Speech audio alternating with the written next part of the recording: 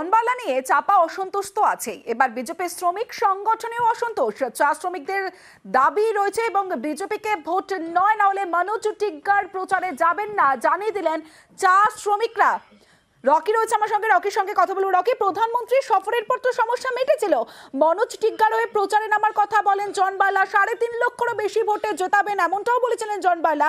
তারপরে কি হলো? বাগানের শ্রমিক সংগঠন তো বার্লার দখলে।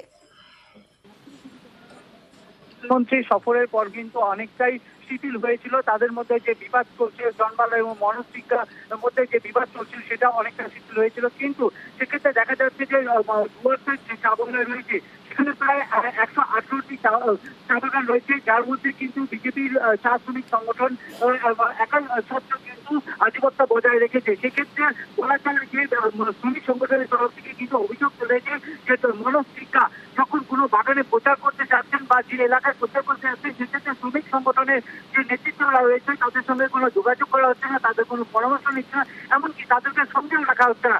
এর কারণে কিন্তু রীতিমতো অসন্তোষ বেড়েছে এই চা শ্রমিক সংগঠনের মধ্যে। বিজেপি চা শ্রমিক সংগঠনের নেতৃত্বে এদিন মেতুলি ব্লকের একটি চা বাগানে বৈঠক করেন এবং তারা সাফ জানিয়ে দেয় তাদের যে চা শ্রমিকদের দাবি রয়েছে, বিভিন্ন সমস্যা রয়েছে, তা কিন্তু প্রচারের ইশতেহারে রাখতে হবে এবং তাদেরকে কিন্তু সঙ্গে নিতে হবে। যদি তাদের সঙ্গে কোনো রকম আলোচনা না করা হয় আগামী দিনে মনোজ টিগ্গার যে প্রচার সেই প্রচারে তারা যাবেন না। এমনকি বিজেপির যে ভোট সেখানেও কিন্তু ভোটে একটা বড় ঘাটতি দেখা দিতে পারে বলে কিন্তু হুঁশিয়ারি দিয়েছে। আর এই ঘটনার পর কিন্তু রাজনৈতিকভাবে চাপানোর সৃষ্টি হয়েছে।